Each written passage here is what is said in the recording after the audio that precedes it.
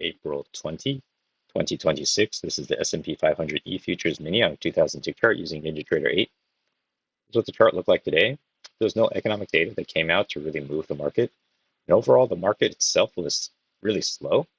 Kind of been the same way for the last couple of weeks where it's hard to find trades. So I noticed that I haven't taken as many trades as I used to, which is kind of good and bad. But today was no exception. There wasn't that many setups. I really only identified two and maybe two almost setups.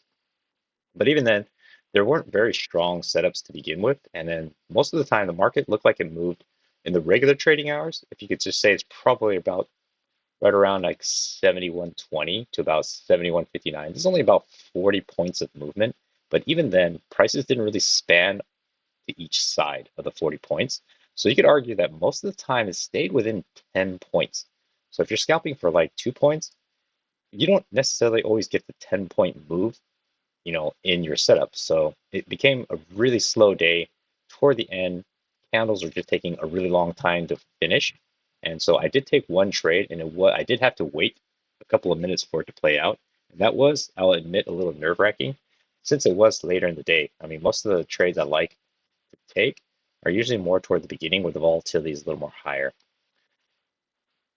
So there was, as I said, there's no economic data. I'm going to go ahead and look at this right now. So there's this huge, huge drop, most likely, well, it very much because of the news in Iran.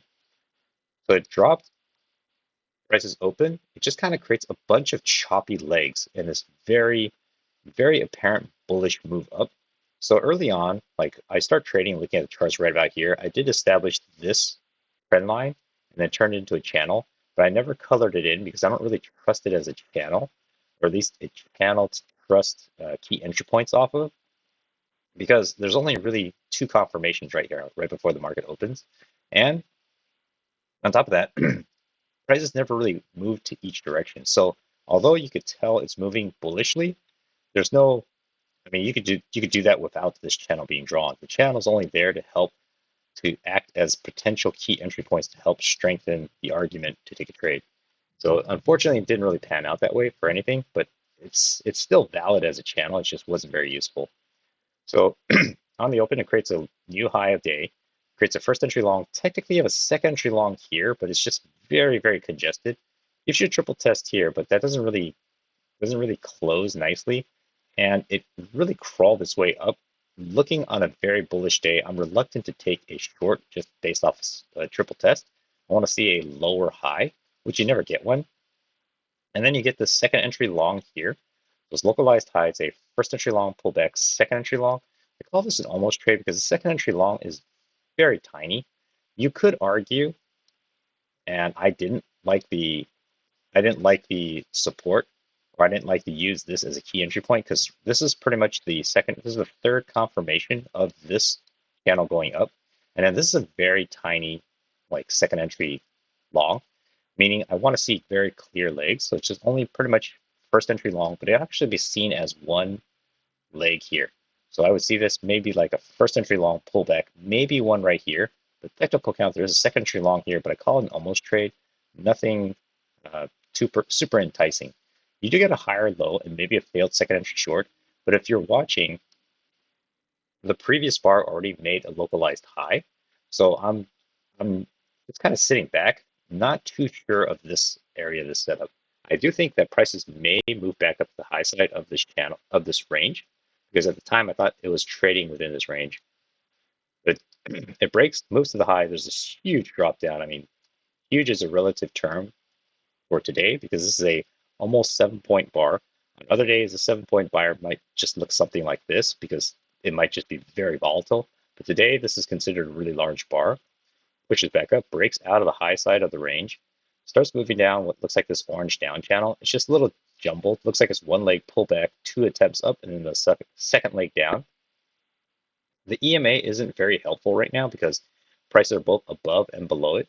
So it's not reliable as a key entry point, which also means it's not something I'm too concerned about acting as a potential resistance or support. In other words, can't really trust that it's going to bounce off of here, and I can't really trust that prices are going to get stopped at the EMA because if you just look to the left, prices weren't really respecting it for the localized time right here. I mean, it was kind of obeying it here, but this is kind of where it matters. So it presses down, looks like it pushes back up, pushes back down, and right here it just looks like kind of a sideways choppy mess. Pushes up. I think there's some kind of resistance here, and I almost turned it into a range, but I couldn't find a good low side of the range to establish it at. So I was hoping for more of this price action to span this way, then I could actually establish a clear range. But since it didn't happen, all I knew was there was some kind of resistance here that prices respected. So it pushes back down, break of the orange down channel, test the low, break, and test the low again. So starting to move down here. That's actually where I found this trend line, which looked pretty good at the time, and it kind of matched up to the high side. So I was thinking maybe I have a channel here, but then you have this huge breakout here, moves back into this channel. So I'm thinking, okay, do I color this in? Is this actually a valid channel? But let me just go ahead and make it clear again. It comes back down. It looks like there's some kind of reaction here. You could argue it's a localized high right about here. First entry long pullback, second entry long, terrible signal bar. You don't really even get a higher low. Comes back up. I'll admit I saw this at the time, but I can't justify marking this as a trade or setup because I thought this looks like it's going to go back down. But what threw me off was this candle is actually ticked lower than this one. So technically, if you're doing the count, starting from here, and this is the first entry short. Now, I was thinking at the time, maybe I'm in some kind of range here. But even seeing something like that, I just wanted something a little bit clear. But this probably may have been a setup, but I always just marked it as an almost setup. So it pushes down and then it breaks past this channel again, in which case I was thinking, could it be, let me drag this down, could it actually be down here? Could this channel be forming like this? But I wasn't the biggest fan of this because it only has one touch, two touch. You don't get a third touch till down here, but I'm currently here. And dragging the low side to ensure I don't have an overshoot here, it looks odd because there's just not many candles enough to support the channel being this wide.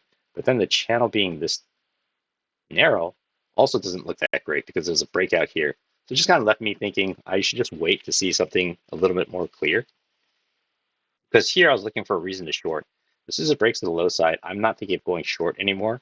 I'm just kind of waiting to see if there's going to be some kind of correction upwards or continuation downwards. Then I'd be looking for a better setup. So if it's the low side, first entry short, technically you have a second entry short. This is an inside bar. I'm not a fan of that, but you could also reverse it as saying localized high, first entry long pullback, second entry long. It's a terrible signal bar.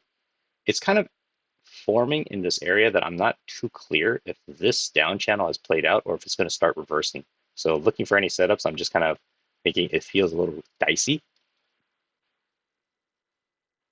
So that starts moving up this obvious green up channel. There's a small break here, pushes back up, and then a very deliberate clear break here and test the high. So I'm thinking this green up channel potentially has tested its high. Now it's correcting, break. And what it does that confuses me is I'm looking for a second entry short maybe, or a second entry long, because I'm thinking this green up channel may still test the high, but I also think that this orange down channel could create another leg.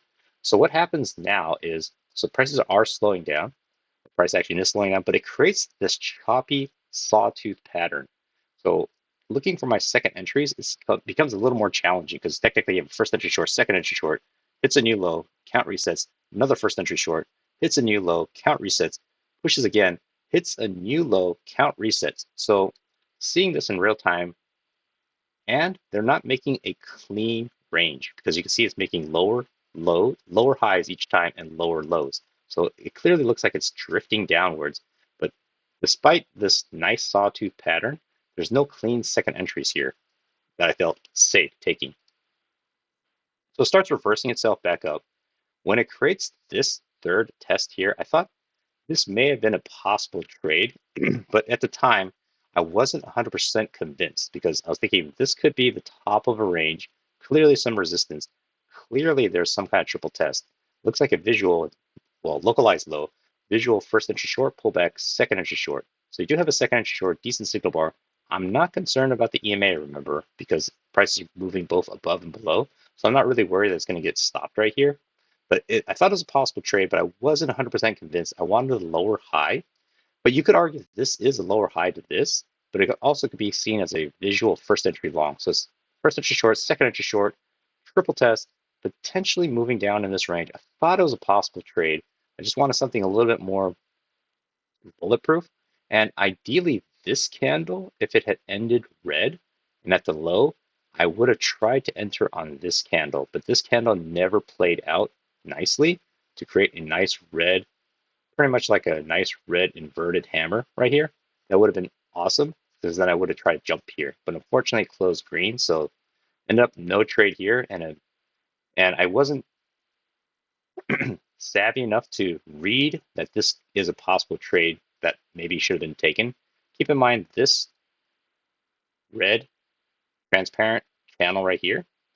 I didn't have this established because this would have been the third touch. So if prices had come up and kind of made the second touch here, and this would have been the third one, then this one would have been stronger setup for me.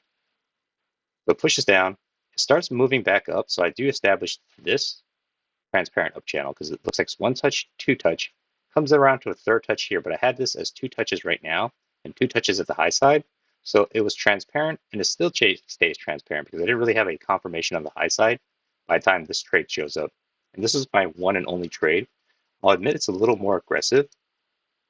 I wasn't really sure because I wasn't sure this transparent up channel was in play. I was more inclined to believe it was this range in play. And then there's a fail breakout here, which I'll actually just mark. So the fail breakout of this, oh, didn't mean to do that. Let's get rid of this guy. The fail breakout of this possible range, it looks like it's moving down. So it's a very clean orange down channel, move down. Looks like it's one attempt up, pull back, second attempt. When I saw this, I was watching this candle pretty carefully. It looks like it's having trouble breaking through, so I'm inclined to believe it's coming back down to test the low side here. There's one leg down, two attempts up. It looks like it stops here. Then this candle pushes, it breaks below this candle. I actually dropped my order in. I was lucky enough to get filled at the low of this candle. I'm going for 6 ticks, and I was trying for a runner today.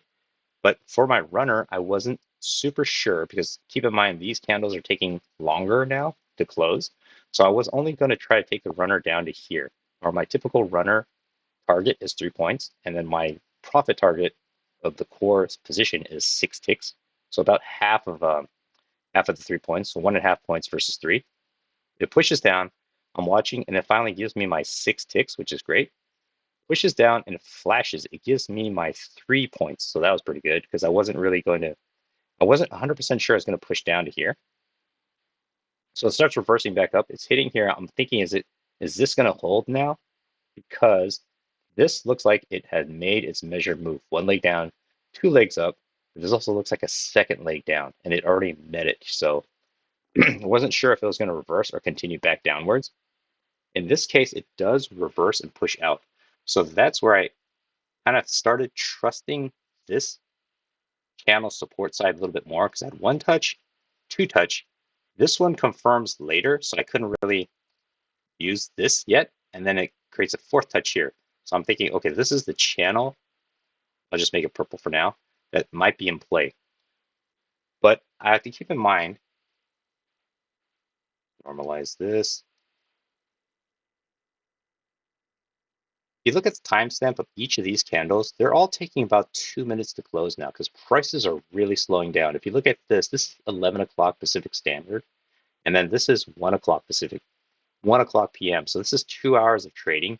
And you could tell pretty much how much it's moving and how many candles are printed. So where this line is about what 71.46, and then the low of this line is pretty much 71.36. So in this 2 hours, prices are really only chopping around slowly for just 10 points. So after this trade, which I admit was a little more aggressive, I wasn't really looking to try to get another trade because it felt like, man, things are just really tight. There's just slow. It's just not panning out today, especially after this big jumbled mess here where these candles are pretty much the same size.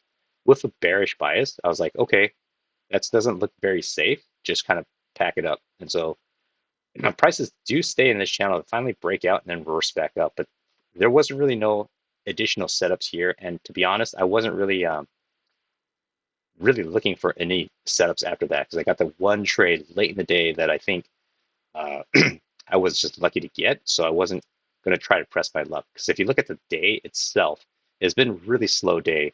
I think tomorrow, because well, this is just me shooting into the wind, thinking um, the Iran, I guess, ceasefire deal is going to end on Wednesday. So tomorrow, I anticipate maybe also being kind of a slow day. So just be extra careful. And then Wednesday, depending on the time of day and what's going on and what's being announced, it could get crazy volatile because I don't know, it just be all kinds of opinions being said, and I don't know, the Trump administration could announce something. There could just be surprises coming left and right. Because tomorrow, the only information coming out, I think, economic wise, would be like the retail sales. But Wednesday technically has nothing. But what could move the market like really volatile could be just reaction to the ceasefire. So hopefully that's helpful.